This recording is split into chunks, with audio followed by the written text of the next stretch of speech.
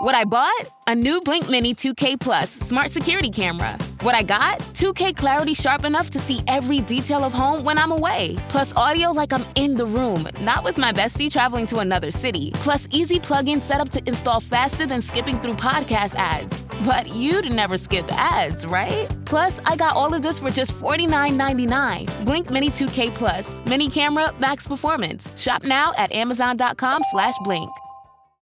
Welcome back to another edition of the Disney Dish podcast with Jim Hill. It's me, Len Testa, and this is our show for the week of Schmersday, October 27th, 2025. Happy Halloween, everyone. On the show today, we're getting a new Soarin. In surveys, some really well-designed Disney Cruise Line questions, plus listener emails. Then in our main segment, Jim gives us the history of Disney's unbuilt Headless Horseman attraction. Let's get started by bringing in the man who says that when your manager asks you to train the new hire, say, "Do you really want two of me?" It's Mr. Jim Hill. Jim, how's it going? It's going well, Len. But speaking of two of me, it wasn't all that long ago. Whenever I stepped on a scale, it would say, "Oof, one at a time, please." One at a time. But thanks to the wonders of Ozempic, I'm down a chin or two. Which actually makes me kind of sad, Len, because I have a number of fat jokes that I've loved to do over the years. Like, you're too fat when you step into the crosswalk and people run out of gas trying to drive around you. Or you're too fat when you step on the dog's tail and the dog dies. you know you're too fat when when you know 10 overweight people and you're 6 of them. Oh, that's great. Actually, to be honest, one of the world's greatest collections of classic Borscht Belt fat jokes. It's Weird Al's fat. Is it really? Oh God, yeah. And the amazing thing, it's done to music. I mean, down at the beach, I'm a lucky man. I'm the only one who gets a tan.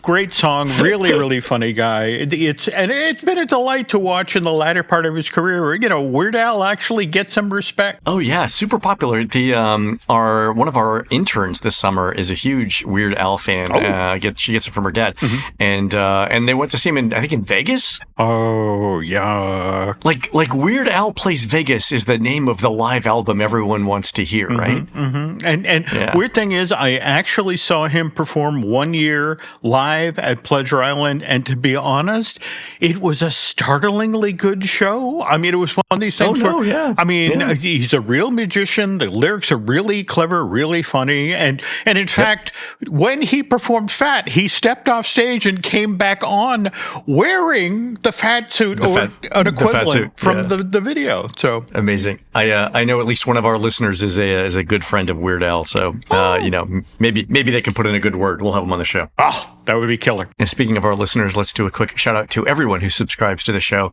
over at patreon.com/Jim Hill Media, including Michael Carpentier, Mike Bennett, Mike Bradbury. Okay, enough with the mics.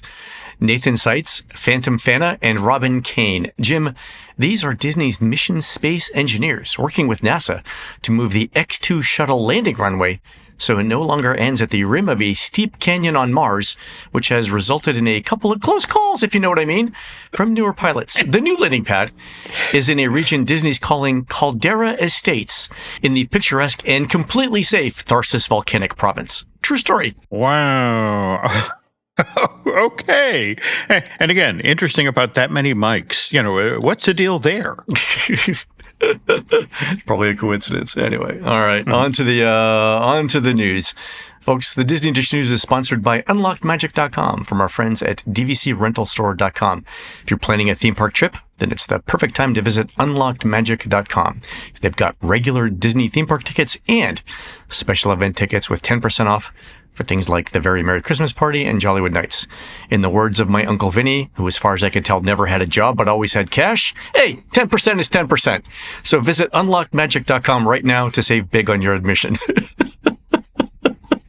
All right. I thought I'd bring a little, family humor to the show. All right. In terms of news, Jim, Disney announced this week that we're getting Soarin' Across America at Epcot and Disney California Adventure for summer 2026. This is the third version of the film after California and the World. It's going to include more than a dozen locations around the United States, and they're timing it for the 250th anniversary of the country. So Disney says, Jim, cities and natural landscapes.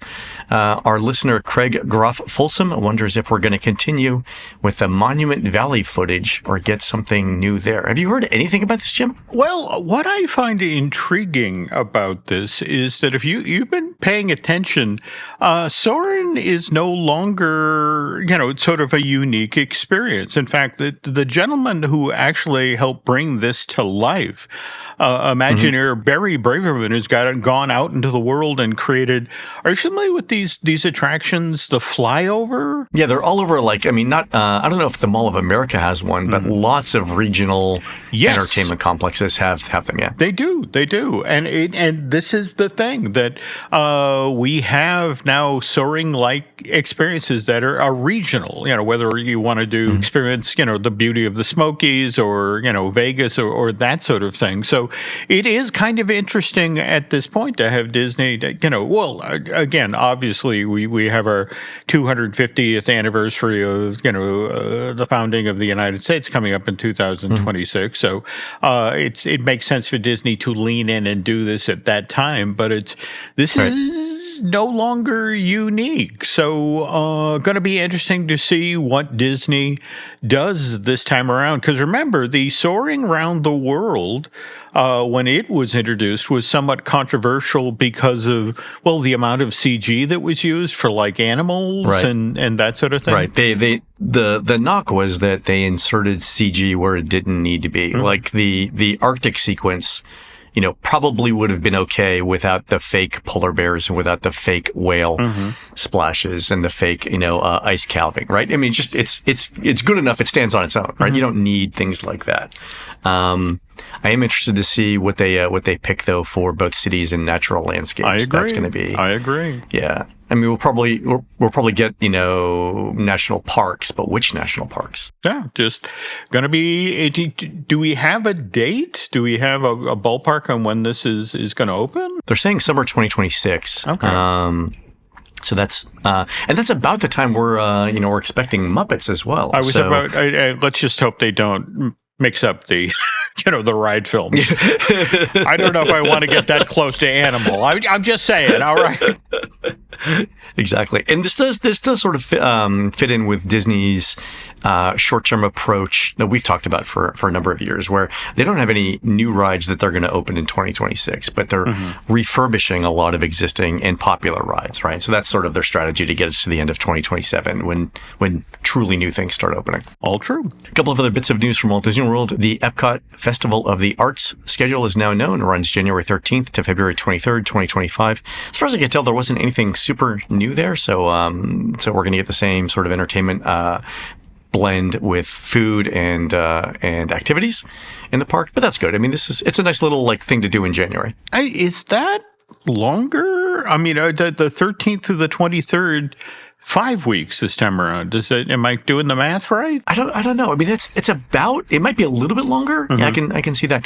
The question that I've been getting a lot is this: when will the things that are closing in 2026 close? So, for example, will Rock and Roller Coaster still be open on January 13th when Festival of the Arts starts up? And the people I'm getting the questions from are the people who are running the Walt Disney World Marathon and the half marathon.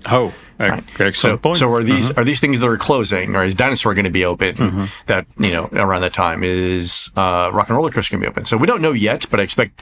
My sense is, because of the crowds that are coming from for the marathon, those things will be open at least that week, and then probably a closure right after that. That would, if I had to bet, that's what I would bet. I think that's a wise prediction. But yeah, immediately after that, though, wave goodbye. Yeah, exactly. One other bit of news over at Animal Kingdom, the Kusafiri Coffee Shop, which is normally only open for breakfast, is now staying open for lunch and dinner. And it looks like they've got some of the entrees from the old Harambe Marketplace, which is converting over to burgers and hot dogs and pizzas and stuff like that. So you can get a chicken and rice bowl over there, a harissa chicken wrap, and then a plant-based picadillo bowl, which is Impossible beef with rice. So that looks good. Also, Jim, this morning, as we were recording this, we finally got the TEA Global Experience Index for 2024. So this is the annual report that says, that gives us theme park attendance for the previous year. It was originally supposed to be out in August, then it was September, and then it was October, and finally with, a week left in October, it's out. So Magic Kingdom and Walt Disney World was the most visited theme park in the world. In 2024, it had around 17.8 million guests, which was an increase of 0.7%. The thing that I got out of this, Jim, was that Disney parks had a less than 1% increase overall. Universal had a slight decrease of around negative 2%. Okay. And that theme park attendance globally is still not where it was pre-pandemic in 2019. Interesting. Now, do we have a range of dates as to when they pulled this info? It was supposed to be for all of 2024. We know that the company that produced these numbers this year it's the first time they've ever done it. And so there was a new company last year as well that I guess only did it for 1 year. In talking with people who did it last year, one of the things that surprised them was the amount of data and work that it took to produce this. And I think that's why it was delayed again this year. I think my big concern with the report overall is this is the third company in 3 years to release these numbers. I worry about things like institutional knowledge loss, connections, things like that. I mean, the numbers that they're reporting for Disney are broadly in line with what Disney's implying in its earnings call. It's just that, the first time you do anything, you always go through and you're like, if I had to do that again, I would do it differently this way. And now this is the third company to do it in 3 years. So, the process itself, I'm not super familiar with. Like, again, the numbers look right, but I have less confidence in them. I'll have more confidence next year if the same company does it. If it is the same company. I guess what's intriguing here, at least for me, is, we've talked on previous editions of the show where Disney was quite vehement, pushing back about numbers last 2 years, wasn't it? They disputed. And it's so, long story short, it's kind of a thankless task. And then let's be honest, next year things get interesting, at least when you're charting 2025, because of course Epic opened, and that's going to artificially skew numbers because of the brand new park and what that will do, sort of the corona effect that'll have on Universal Florida and Islands of Adventure. It's going to be interesting. I do know that of the top 25 theme parks in the world, Magic Kingdom is number one, but then the next 6 are international destinations. So number 2 is Disneyland is number 2. Sorry. But then Universal Studios Japan's number 3, Tokyo Disneyland's number 4, Shanghai Disneyland number 5, the Chimelong Ocean Kingdom in China number 6, Tokyo Disney Sea's number 7. Then we get Epcot, Hollywood Studios, Disneyland Paris, and so on. Yeah. In the top 12, I think there are 5 or 6 different international destinations. So there you go. All right, on to surveys. Our friend Brent Schock writes in to say, a cruise was not on our radar until 2027, but I got a DCL promo email last week. I figured the cruises were just for weird times when our kids would be in school, but to my delight, there were some offerings over the holidays and included the week before Easter for 50% off the 3rd and 4th guests in a stateroom. So I jumped on and booked almost immediately. And after that, I got a survey that looks like it's trying to figure out exactly what in that discount made us book. So Brent actually took the time to capture the questions. Okay. You'll love these. And I love these questions because, that's exactly what Disney's trying to figure out. So the first question is this. How did you first learn about the 50% off offer that you used to book your sailing? And so it's things like Costco, Disney telephone agent, the Disney website, email from Disney Cruise Line, social media messages, and so on. But the next question is, where else did you hear about that offer with the same choices? And that's interesting because it sounds like it's Disney trying to identify the 2 primary ways that you hear about travel. And if you're Disney marketing, that's helpful for figuring out where you want to spend your ad dollars, right? Absolutely. The next set of questions is this. Before learning of this offer, had you already decided to take a Disney cruise? And if the Disney Cruise 50% offer had not been available, would you have still booked? And so that, I think, is Disney, Jim, trying to say, did this move the needle? Did we get new bookings out of it? Yeah. And then the next set of questions is even more specific. And it says, you're sailing on the Disney Dream. When you booked your trip, was that ship your first choice? Okay. And the next question, if you say no, the next question is, what ship was your first choice? And then the question after that is, why did you end up not booking your first choice? And of course, one of those was out of my price range and it wasn't available during my time. So I love that set of questions because it tells Disney how many dollars you'd need to save to switch to a different ship. And that helps them price discounts accordingly so they can still fill the ship. It will also tell them who to target first with the less good discounts to start. There you go. Yeah. Also, to be honest, a secondary, benefit of this set of questions is, you literally, find out, okay, there is demand within a certain category of, cruise line customers for this particular ship. And let's look at, for example, upping the number of stops at, say, Port Canaveral and that sort of thing. The offerings out of there involving this ship. Right. Yeah, which ships go where is super important for Disney, right? Especially as they're adding in more capacity. Absolutely. Yeah. The next two questions I really like too, and it's this. Which of the following statements regarding the discount offer do you agree with the most? And the first one, the one that Brent selected was, this discount is what allowed me to afford the trip. I wouldn't be taking a Disney cruise without it. Wow. Okay. All right. And the following question after that is, were you waiting for a discounted cruise offer to book your Disney cruise? And Brent answered no, which means this discount got him off the couch. I love it from a survey perspective. Yeah, but again, it's a Disney getting people to say the quiet part out loud. It just sort of like, this came through at a price point that got my attention. Well, I think exactly. We've all looked at, I think Disney cruises and been like, I think, for those of us that have favorite ships, mine is like the Dream right now. Like, if I could get the Dream at a substantial discount, I would do that over the Wish, the Treasure, or the newer ships because I like the Dream. I definitely want to see the Destiny and stuff like that. But I've been on the Wish.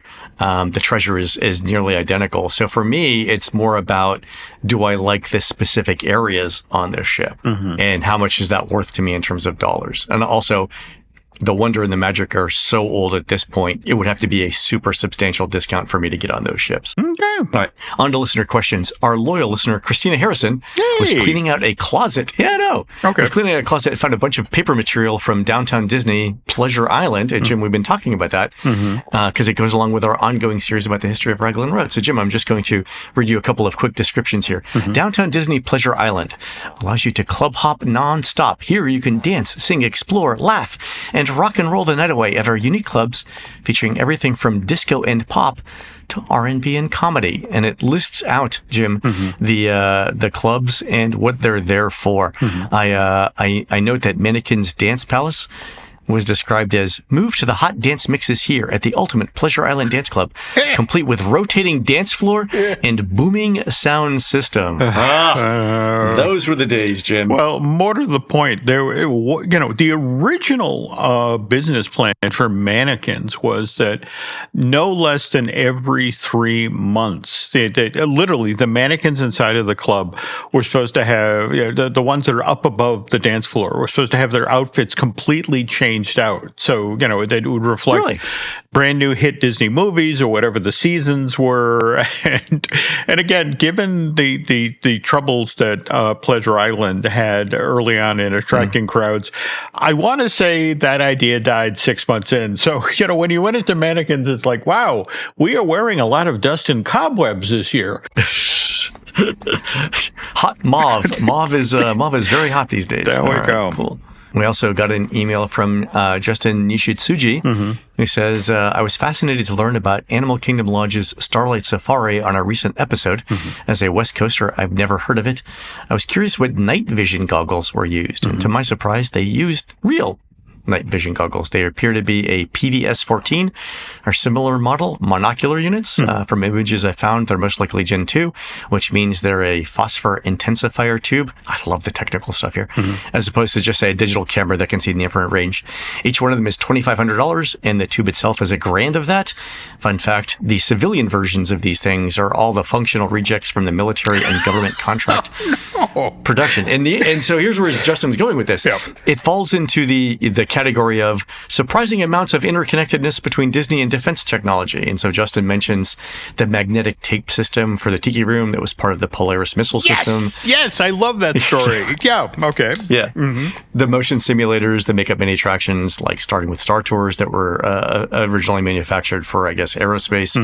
And then Justin points out that some of the original Disney Circarama films were made using surplus World War II bombers. And he included a photo in the that I put in the show notes of Disney flying a camera below one of these B-25 bombers, which is kind of great. By the way, just to double back to the Starlight Safari, what Justin has shared here explains why the Disney cast member behaved the way that he did when Nancy and I did this once. He literally handed us the night vision goggles like they were something from Tiffany's, and then hovered. Yeah, two hands on each. Everywhere. Yeah, there's always two hands on it. And it hovered so close to the fact that I'll take those back now. Yeah. I will place these on your child's neck rather than having your child do it. Exactly. Yeah, grand to pop. Yeah. All right, last question's from Rob Snowd, who writes in with this. Since Disney runs their own hotels, are they more expensive because they're used to offset the cost of running the parks, whereas Universal presumably gets some sort of license fee or commission? Does this allow Universal to have easier access to less rich people, as they can keep prices down for the hotels in this regard? Presumably with lower attendance, they don't want to aim for solely rich guests when they can accommodate everyone. So that's really interesting. I had to go back and look at this because Universal partners with Lowe's to run all of their hotels, even the ones without the name Lowe's in them. So with their signature collection, Portofino Bay, Royal Pacific Sapphire Falls, and Helios are all run by Lowe's. The Hard Rock is actually run by Lowe's as well, and it doesn't say Lowe's on it, but if you look up the management team on LinkedIn, they all work for Lowe's. The thing I didn't know is that Lowe's also runs the value hotels, even without the Lowe's co-branding. So like all the Prime Value hotels, Stella Nova, Terra Luna, and so on. And Cabana Bay and both on the summer resorts are also run by Lowe's.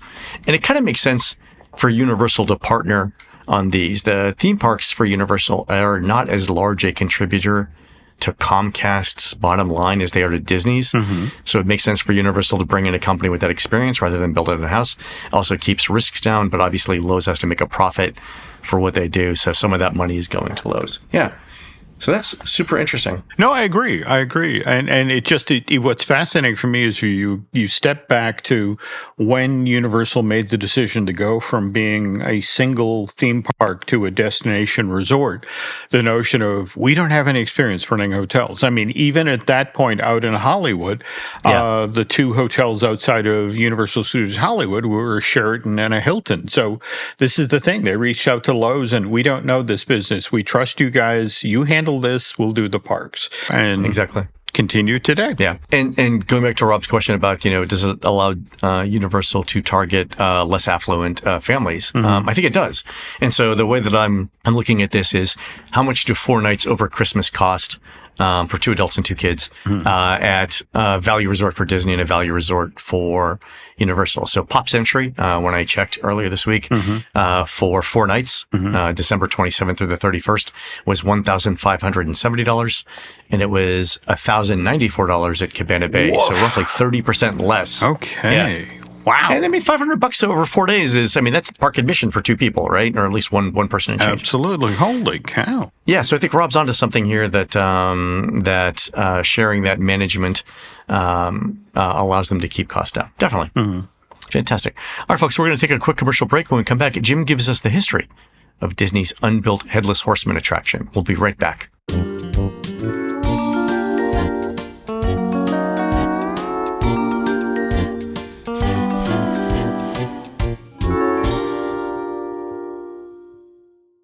The The family that vacations together stays together. At least, that was the plan. Except now, the dastardly desk clerk is saying he can't confirm your connecting rooms. Wait, what? That's right, ma'am. You have rooms 201 and 709. No, we cannot be 5 floors away from our kids. The doors have double locks. They'll be fine. When you want connecting rooms confirmed before you arrive, it matters where you stay. Welcome to Hilton. I see your connecting rooms are already confirmed. Hilton, for the stay. Finished training for the day? Time to fight post-workout fatigue with Core Power Protein Shakes. They're packed with 26 grams of high-quality protein to build muscle and electrolytes to help hydrate. The nutrition you need to help your body replenish, rebuild, and repair post-workout so you can power on to the next one. Champion your recovery with Core Power. Visit corepower.com to learn more. Every story you love, every invention that moves you, every idea you wished was yours, all began as nothing. Just a blank page with a blinking cursor, asking a simple question. What do you see? Great ideas start on Mac. Find out more on apple.com/Mac.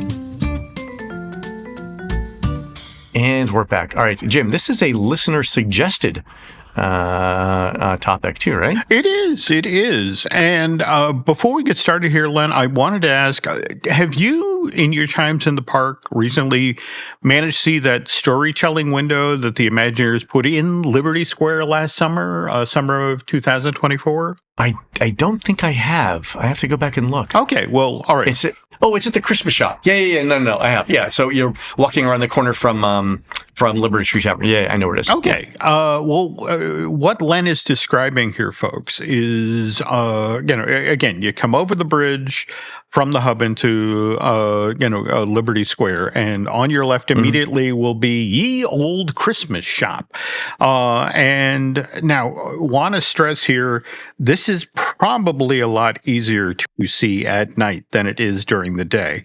But if you're there under the right lighting conditions, and I want to also caution, this is done randomly. It's not all day long, but if you're there at the right time and you look up, it's like, that's a silhouette of Ichabod Crane from Disney's 1949 film, The Legends of Ichabod and Mr. Toad.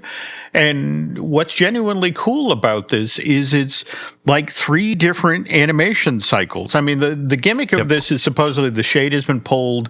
There's a really strong light source inside of the room where Ichabod is, but you can see him, he's reading a book, or he's drinking a cup of tea, or he's devouring a turkey leg. Right, but it's not him. It's not the character from the film. It's a silhouette. You don't actually see him directly, right? That's it exactly. Yeah. It's a neat effect. Yeah, and it's also cheaper to do it that way.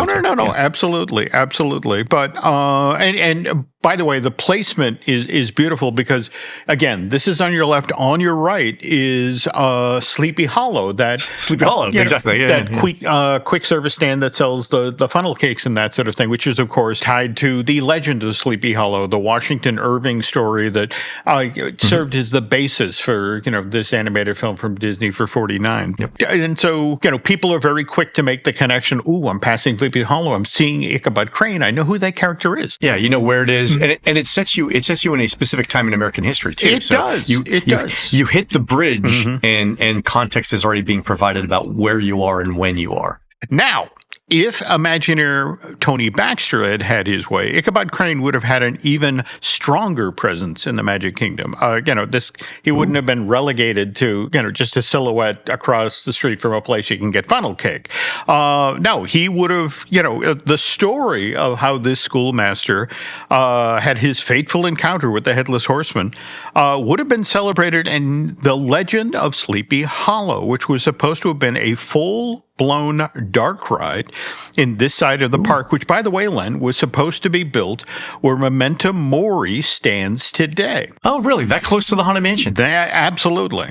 So why doesn't it get built? Well, a lot of today's tale has to do with decisions people made when prices are spinning out of control, which is, of course, something that us folks who live here in 2025 know nothing about. Yeah, it's ancient history at this point. History. Yeah, exactly. Okay, so anyway, It's 1968, and the Imagineers are working on the Magic Kingdom for Walt Disney World down in Florida, trying to decide what exact mix of ride shows and attractions will be inside of that park when it opens fall of 71.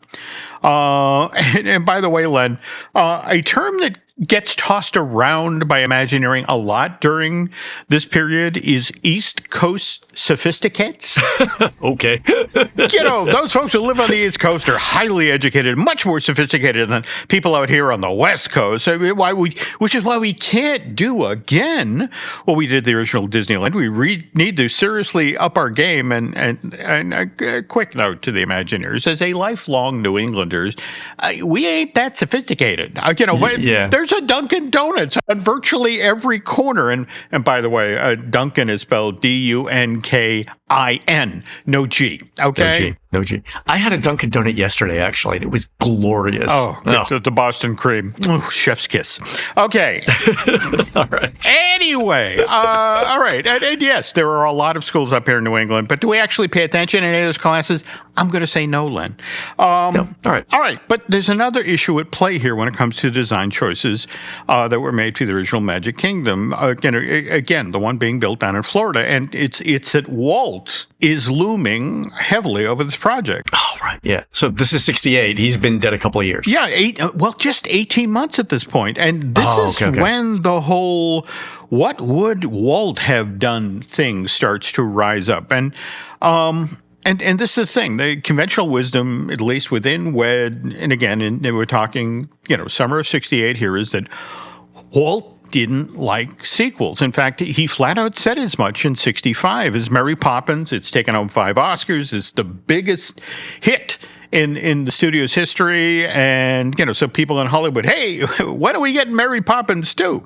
Not till 2018, but that's another story. And Walt's response was, well, look, back in the early 30s, we tried to cash in on the success of the Three Little Pigs. We made sequels and, only to have all of those shorts underperform at the box office. And the lesson Walt took away from that is you can't top pigs with pigs.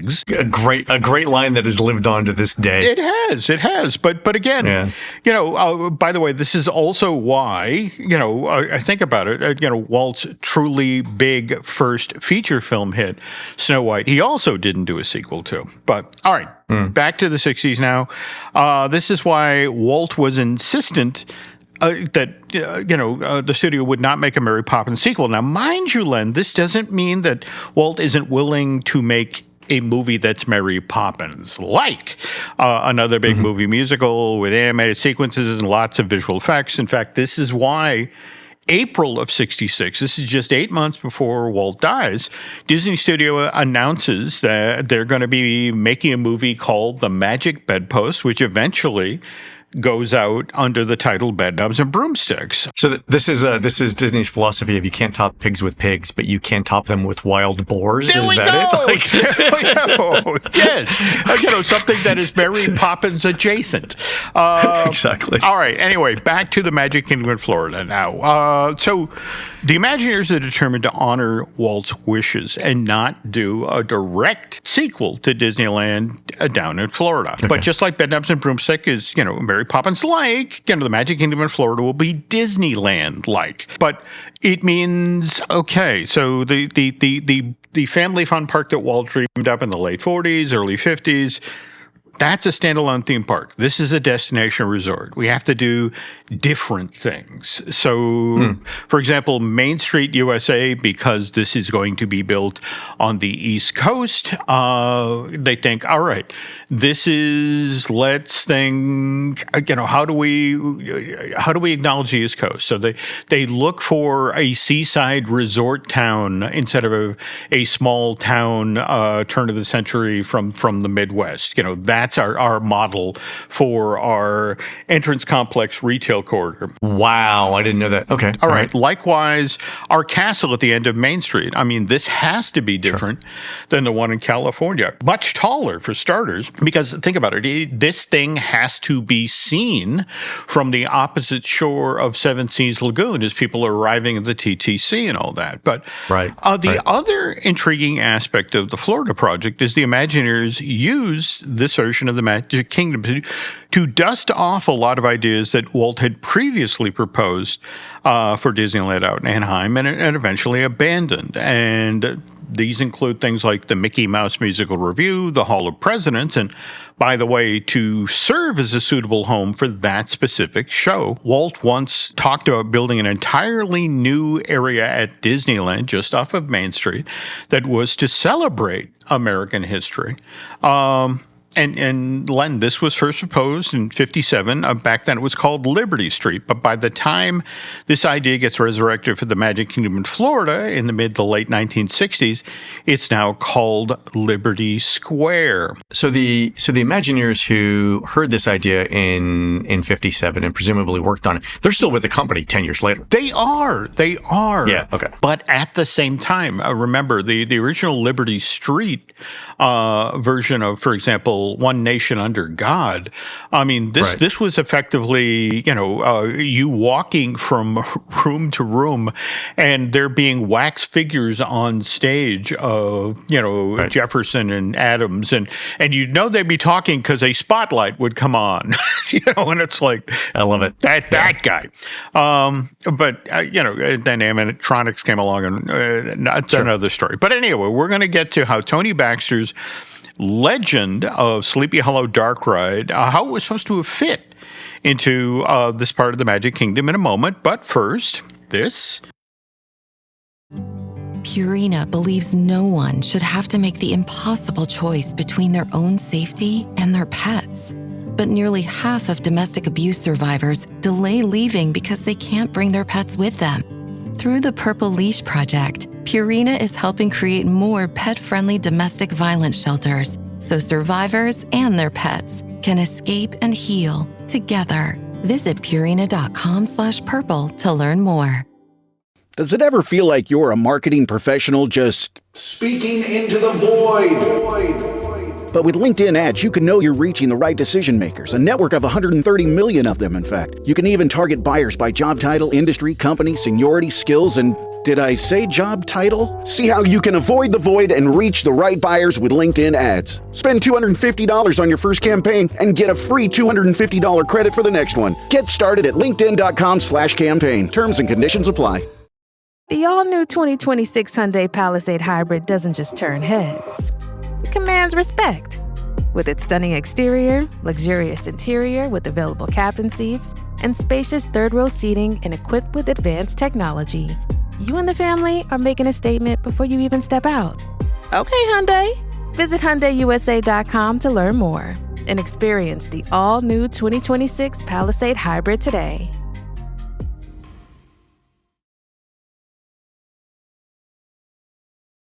And we're back, folks. All right. Len and I were just talking about the Magic Kingdom in Florida and how this theme park was going to be different from the original Disneyland out in Anaheim. And one of the guys who was helping with that was Tony Baxter, who was just starting his career at WDI as Project Florida was coming up out of the ground. I mean, Tony likes to talk about how, his initial job at the Disney company was scooping ice cream. So, the fact that he got out of that teeny tiny quick service kitchen into the model shop and Imagineering, a very big deal. But anyway, okay, we were talking about Liberty Square and and Fantasyland, and Tony was concerned about a specific aspect of this intersection, and again, I just want to remind you folks, all right, you're in this part of the park.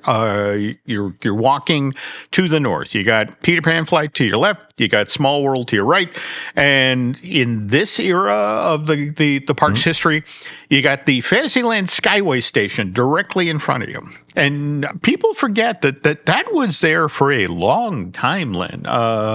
Opening of the park, October of 71. It lasted, almost made it to the millennium, November of 99. And even then, after the Skyway shut down in Florida, those stations stayed in place for, almost a decade. Oh yeah. The one in Fantasyland stayed until, was it like right before or right during the new Fantasyland update where they needed bathrooms? That's correct.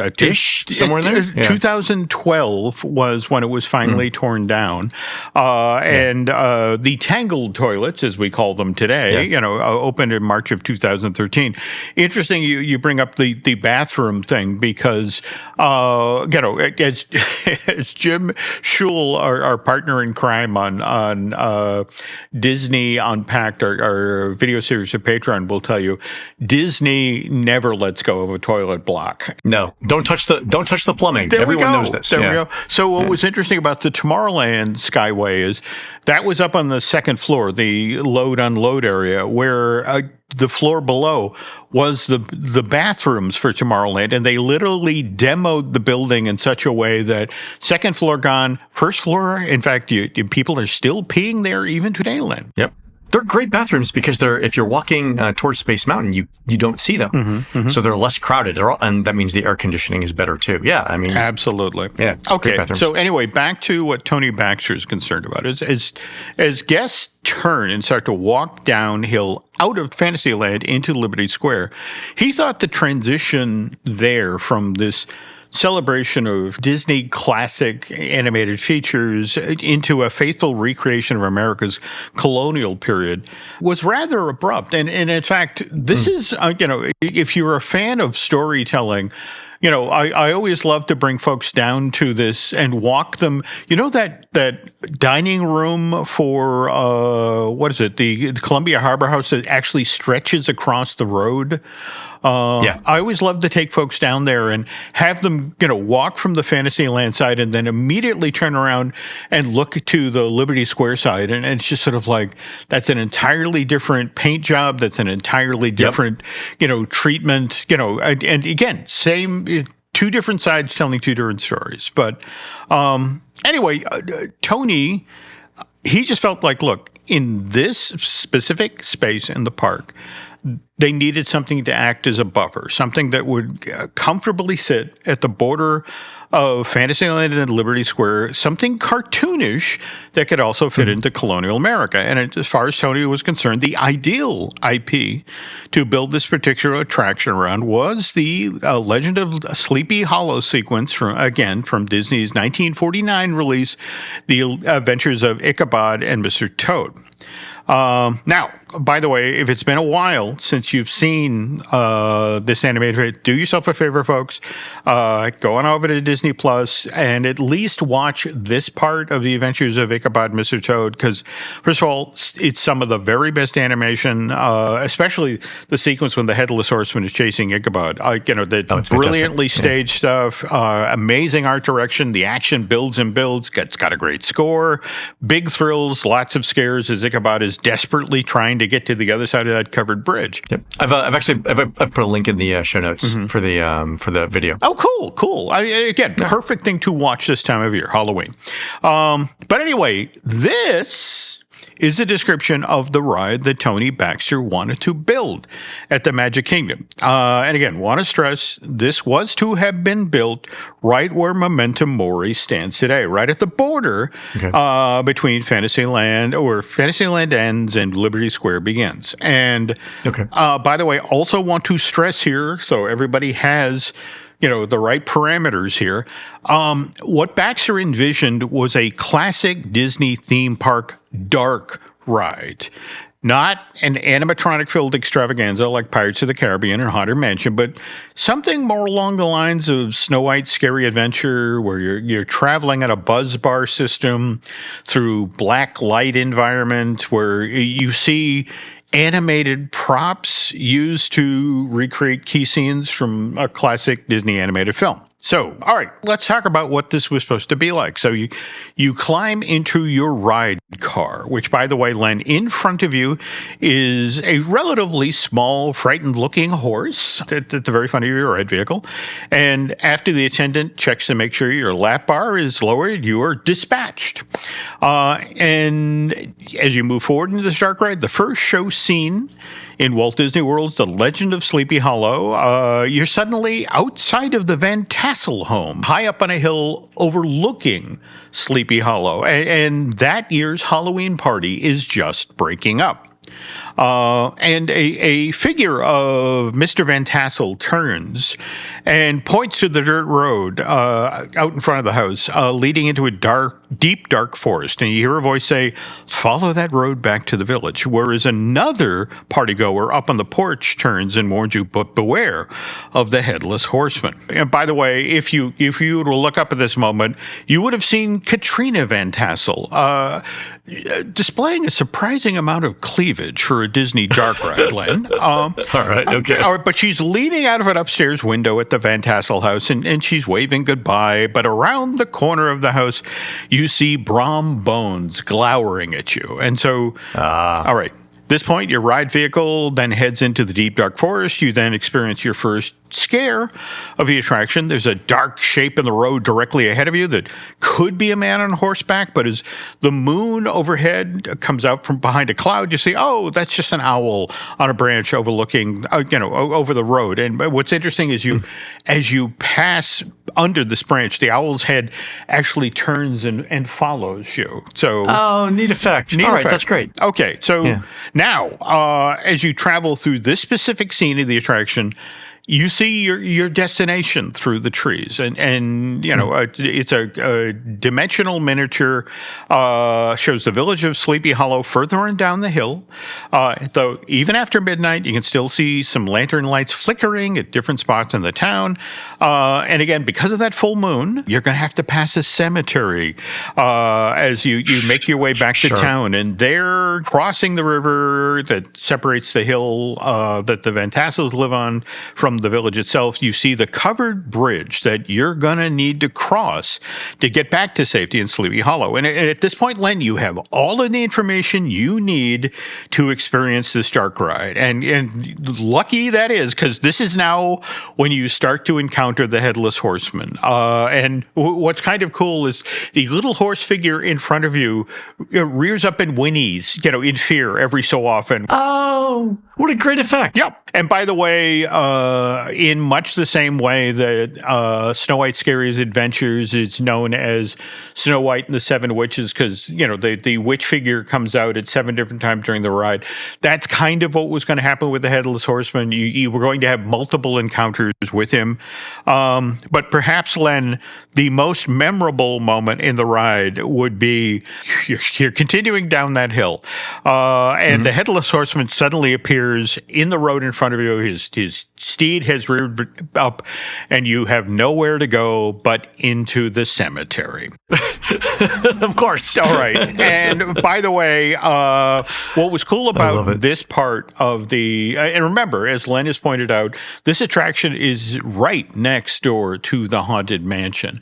But the Imagineers made a decision to the effect of, okay, these are cartoony ghosts. In fact, if you've ever seen the Mickey short Lonesome Ghosts, where it's like Mickey, Donald, and Goofy are supposedly ghost exterminators, those silly spooks are the ones that were going to be in this graveyard. And what was so funny about what they wanted to do in this scene of the ride was it's clear that even the ghosts are terrified of the Headless Horseman. So they're cowering behind tombstones. And in fact, they're the ones who are now pointing, the way out of the cemetery. And they're the ones telling you, run! Yeah, the ghosts are telling you to run. That's great. and one of the point, they share the crucial bit of story information that hasn't been specifically shared up until this point in the ride. It's like, get to the other side of the covered bridge. Once you're there, his powers end.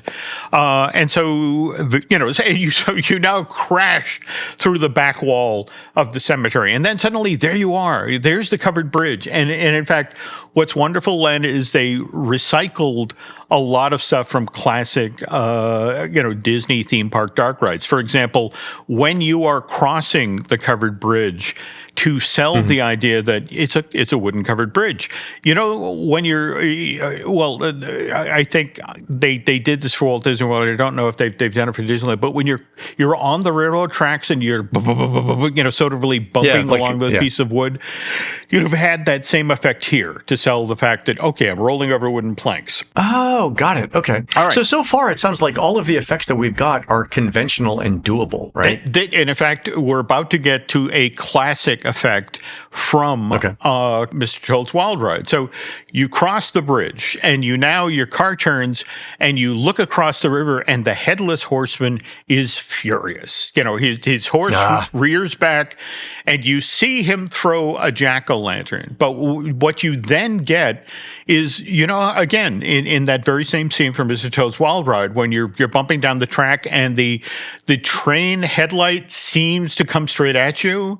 Right. What they were going to do this time around is now there is a flaming jack-o'-lantern coming at you. Oh, nice. All right. And it passes over your head. It seems to, it disappears from sight. And then in front of you are, the classic crash doors as you get on a Disney dark ride. And so you come through those and you've finished your experience and you're about to go back into the unload area. But we have one last gag. And so you go to turn to the unload area, and there in front of you is a stone wall. But seated on the stone wall is a jack-o'-lantern. But what's interesting about the jack-o'-lantern, Len, is that as you come through the door, you notice, did that thing just turn and look at us? And then as you drive by, it actually tracks your vehicle. It's the same thing that the owl did, and it tracks you right into the station. And just, as you pass it, you hear the headless horseman's laugh one final time. Oh, that's fantastic! What a great story! Like a great ride. It sounds. I love too that they're linking the ghosts in this story because it's next to the Haunted Mansion as well. So you could sort of like introduce people to the idea that there are ghosts in this area. There you go. Park. There you go. What I love about this concept is it's kind of like, it's a dark ride. It's like Mr. Toad's Wild Ride and Snow White's Scary Adventure had a baby. Oh, I didn't even know they were dating. Okay. There we go. Right. So but it doesn't get built. Yeah, and this has a lot to do with what was going on from 68 to 71, which was first Disney World was supposed to cost only $100 million to build. Then suddenly it's $200 million to build. And by the time, all is said and done in October of 71, it's a $400 million project. And Roy O. Disney, Walt's brother, he puts his foot down. It's like, look, the Magic Kingdom actually has to make some money, and we can't burn through every single dollar we have in the company coffers. So for me, Len, knowing that, it's kind of telling that instead of the Legend of Sleepy Hollow, the dark ride getting built at this specific corner in Fantasyland at Liberty Square, we got the Yankee Trader, a store that sold kitchenwares. And in fact, that stayed in place till July of 2014, whereupon after a slight refurb, it opens in October of that same year, 2014, is Memento Mori. And one little final twist on this story. If the Legend of Sleepy Hollow, this dark ride, had actually been built, across the way where now, of course, we have the Columbia Harbor House. Well, Len, you would love this. That quick service restaurant was supposed to have an entirely different name and theme. It was supposed to be known then as Ye Old Snooker and Schnapps Shop, which is... Wow. Say that 10 times fast, there we go. But this is where Brom Bones and his gang, the Sleepy Hollow Boys, hung out during the adventures of Ichabod and Mr. Toad. And just one little final note before we wrap up here. I mean, again, don't get me wrong. I always enjoy seeing the Headless Horseman trot through the Magic Kingdom, weather permitting, of course, just ahead of the Boo to You Halloween parade at Mickey's. Very scary. I really wish the resort would bring back that haunted hayride that they used to do at Fort Wilderness. Oh, do you ever get to experience that? Yeah. Did you ever get to do that? I don't like sitting on hay, but I saw it a bunch of times. It was super popular. I think the one of the reasons why they discontinued it was in fact it was too popular to continue. Yeah, like it was just clogging up the roads. Well, Len's not wrong. This thing ran from 2008 to 2012, and it may have been a victim of its own success. But that said, those of us who got to experience it, and again, you climb up on the back of a hay wagon, you leave from Pioneer Hall and then go out into the woods, the swampy, dark woods, and you have a cast member sitting to the front of the wagon telling you the story of Ichabod Crane. And at the crucial moment when they talk about the Headless Horseman in the presentation, out of the darkness, riding up to the back of the wagon is and again, the difference between what you experience at the Magic Kingdom. Oh, there's a guy on horseback. He's in the middle of the street, and that's nice. Whereas if you're sitting at the back of the wagon and suddenly 2 feet away from you is this full-sized horse snorting and, you're definitely in your face with a guy with a lit jack-o'-lantern. It was a glorious Halloween experience, and I get too many people wanted to do it, but I really wish they'd bring it back. Yeah, it's really nice. And if you get the chance to go over to Fort Wilderness during the holidays, either Halloween or Christmas, the decorations that people do there are fantastic. It really sets the mood. Yeah, no, they do a great job. But again, I still miss the haunted hayride. Yeah, fantastic. All right, folks, that's going to do it for our show today. You can help support our show by subscribing over at patreon.com/JimHillMedia, where we're posting exclusive shows every week. Our latest show is on Disneyland's Main Street Opera House, and there's a link in the show notes. There's also a link to Jim Scholl's Disney Journey channel on YouTube. On next week's show, we're going to finish up the history of Disney Springs Raglan Road. Also, we might get a Zootopia preview, and it's the start of No Negative November, where we say only nice things about the Disney company for the entire month. Gird your loins now. You can find more of Jim at jimhillmedia.com and more of me, Len, at touringplans.com.